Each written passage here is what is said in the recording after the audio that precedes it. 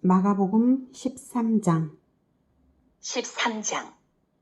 예수께서 성전에서 나가실 때에 제자 중 하나가 이르되, 선생님이여 보소서, 이 돌들이 어떠하며 이 건물들이 어떠하니이까? 예수께서 이르시되, 내가 이 큰 건물들을 보느냐?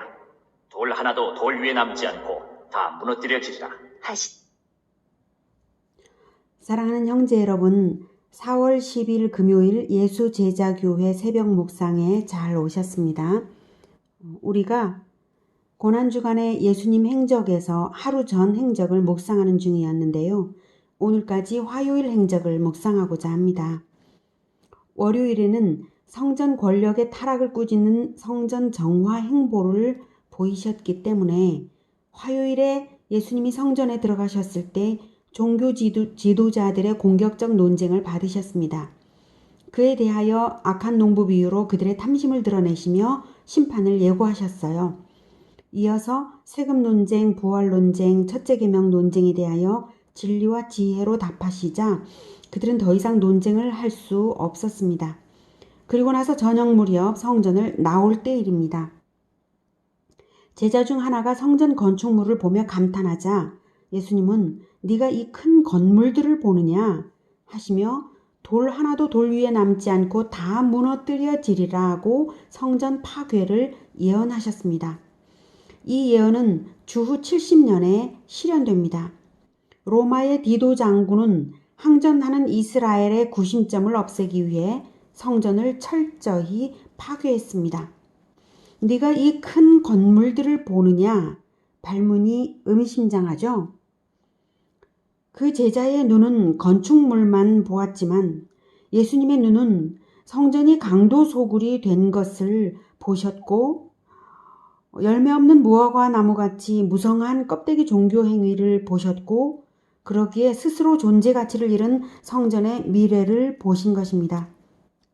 예수님의 예언에 충격을 받은 베드로, 야고보, 요한, 안드레가 조용히 더 자세한 것을 여쭤봅니다. 그에 대한 대답으로 마가복음 13장은 이스라엘의 미래와 종말에 대한 예언을 주십니다. 이어서 읽겠습니다.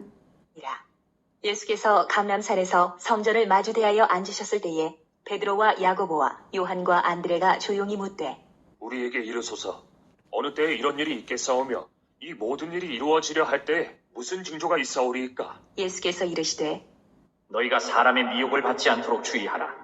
많은 사람이 내 이름으로 와서 이르되 내가 그라하여 많은 사람을 미혹하리라. 제자들은 성전 파괴의 때가 언제인지와 그 징조를 여쭌 것인데요.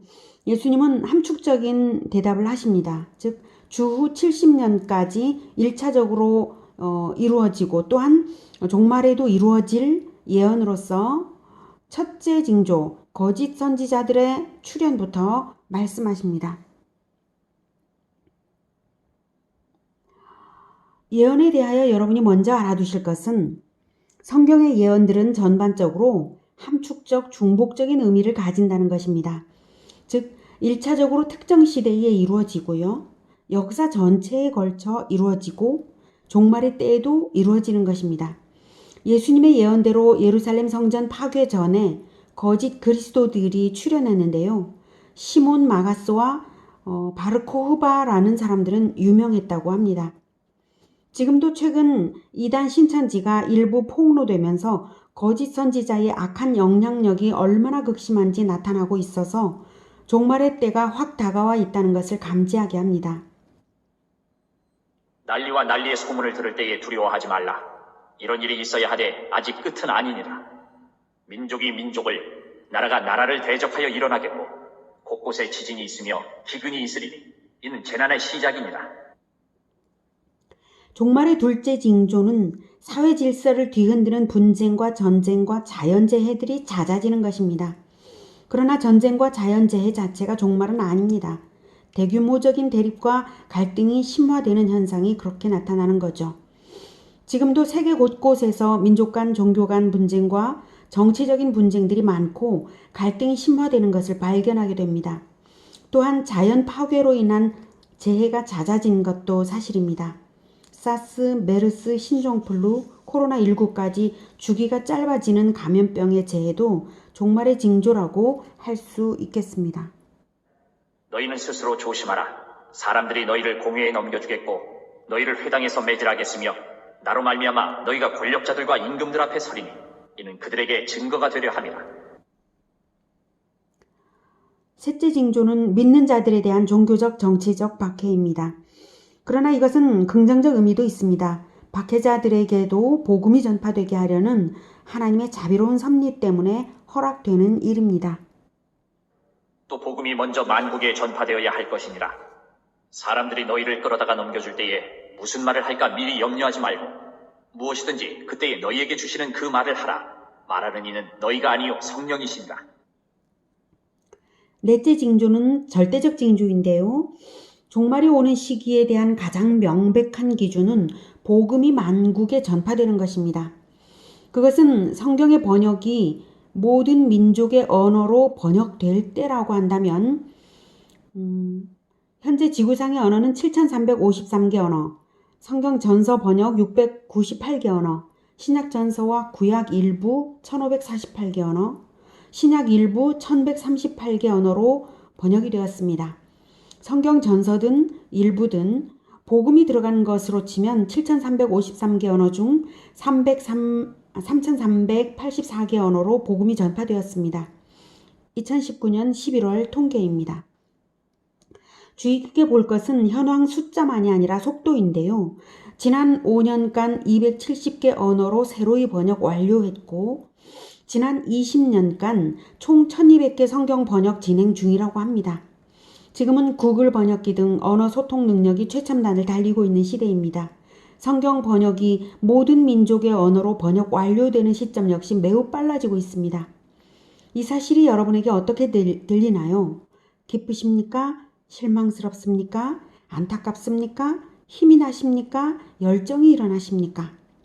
저는 이 모든 감정이 동시에 일어납니다. 인간성 파괴는 더욱 세계적인 추세가 될 것이고 인류의 도덕성은 결코 발전하지 않습니다. 우리가 할 일은 세상으로부터 사람을 구원하는 것일 뿐입니다. 하루라도 속히 복음을 모든 민족에 전파하여 주 예수께서 속히 오시게 하는 것만이 소망입니다.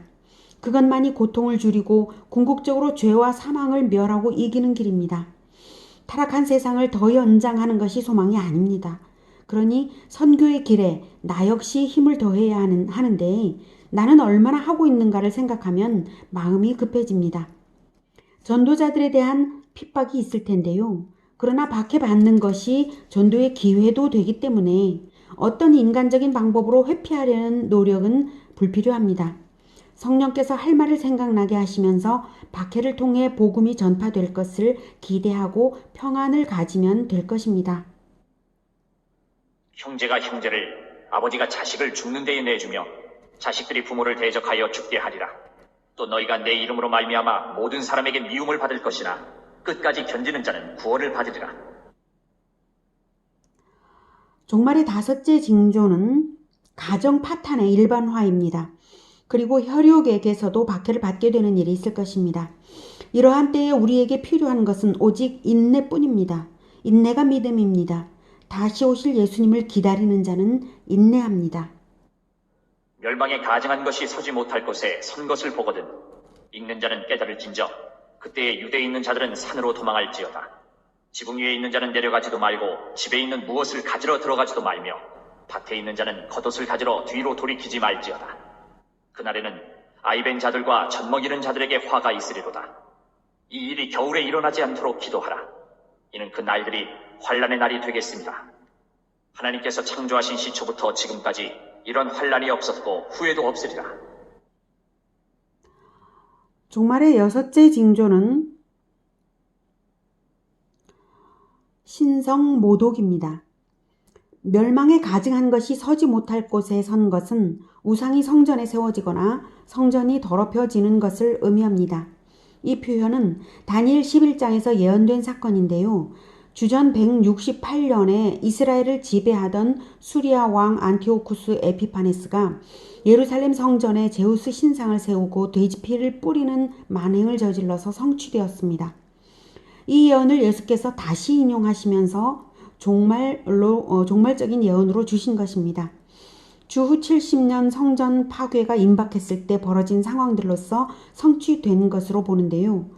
누가복음에서는 멸망에 가증한 것이 서지 못할 곳에 선 것을 보거든 대신 이 부분에 예루살렘이 군대들에게 에워싸인 것을 보거든이라고 표현되었습니다.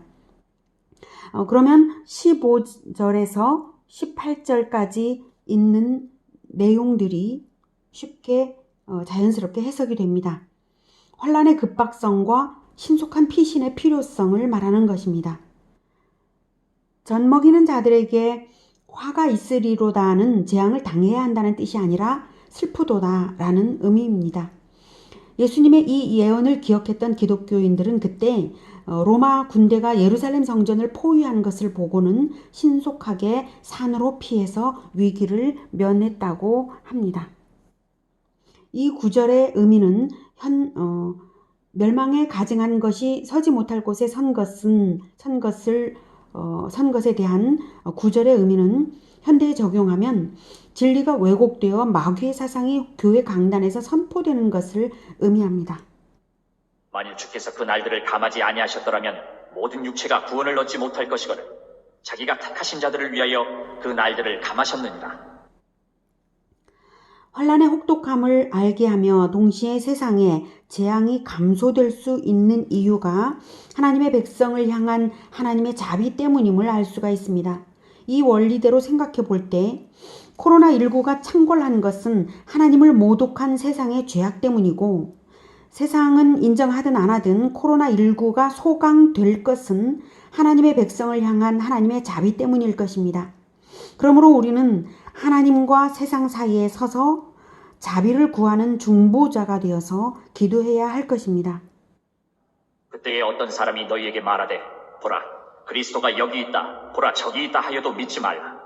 거짓 그리스도들과 거짓 선지자들이 일어나서 이적과 기사를 행하여 할 수만 있으면 택하신 자들을 미혹하려 하리라. 너희는 삼가라. 내가 모든 일을 너희에게 미리 말하였노라. 예수님은 다시 첫째 징조인 거짓 선지자들의 출현에 대해 거듭 말씀하시면서 경계시키고 계십니다. 그만큼 이 진리의 문제는 중요한 것이죠. 그러므로 교회들은 종말일수록 성경의 진리를 늘 잘 가르쳐서 진리의 털을 굳게 다져야 할 것입니다. 이단 신천지의 많은 젊은이들을 빼앗기는 것은 한국 교회가 성경의 진리로 제자화를 하지 않은 탓입니다. 회개해야 합니다. 그때 그 환란 후 해가 어두워지며 달이 빛을 내지 아니하며 별들이 하늘에서 떨어지며 하늘에 있는 권능들이 흔들리리라. 그때 인자가 구름을 타고 큰 권능과 영광으로 오는 것을 사람들이 보리라. 또 그때에 그가 천사들을 보내어 자기가 택하신 자들을 땅 끝으로부터 하늘 끝까지 사방에서 모으리라.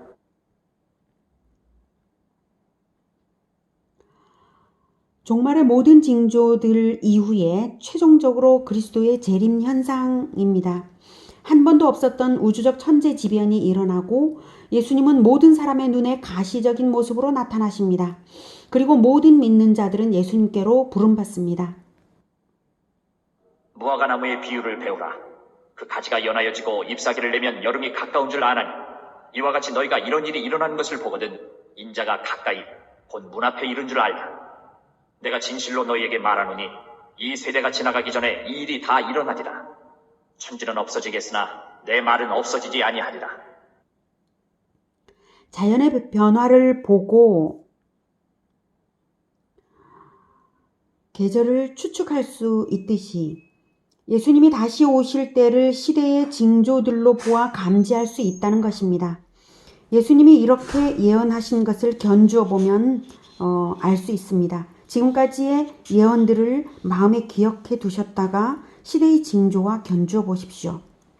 한편 이 세대가 지나가기 전에 이 일이 다 일어나리라는 주후 70년 성전 파괴가 당시 사람들이 생을 마치기 전에 일어났다는 점에서 성취되었고요. 천지는 없어지겠으나 내 말은 없어지지 아니하리라는 재림으로 완성될 천지의 소멸과 새하늘 새 땅의 도래까지 예수님의 말씀의 확실성을 뜻합니다. 그러나 그날과 그때는 아무도 모르나니 하늘에 있는 천사들도 아들도 모르고 아버지만 아시느니라. 주의하라, 깨어있으라. 그때가 언제인지 알지 못함이라. 그날과 그때를 아무도 모르게 하신 것은 하나님이 온 우주의 절대 주권자이시기 때문입니다. 그리고 모르기 때문에 사람들에게는 양극단의 현상이 있을 것입니다. 혼미해지는 자는 더욱 혼미해지고 깨어있는 자들은 깨어있을 것입니다. 기다리는 자들과 또 기다리지 않는 자들로 양극단화 될 것입니다. 가령 사람이 집을 떠나 타국으로 갈 때에 그 종들에게 고난을 주어 각각 사물을 맡기며 문지기에게 깨어있으라 명함과 같으니 그러므로 깨어있으라. 집주인이 언제 올는지 혹 저물 때 일는지 밤중일는지 다굴 때 일는지 새벽 일는지 너희가 알지 못함이라. 그가 후련히 와서 너희가 자는 것을 보지 않도록 하라. 깨어있으라. 내가 너희에게 하는 이 말은 모든 사람에게 하는 말이니라.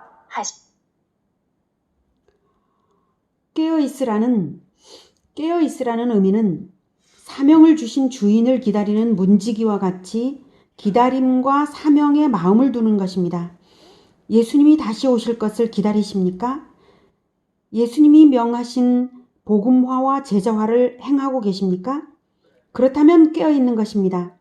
우리가 할 일은 종말을 늦추는 것도 아니요, 종말의 환란의 대피소를 만드는 것도 아닙니다. 기다림과 사명으로 깨어있는 것입니다. 재림주 예수님을 더욱 사모하며 기다리시고 더욱 뜨거운 마음으로 함께 복음화와 제자화에 나아갑시다. 기도하겠습니다.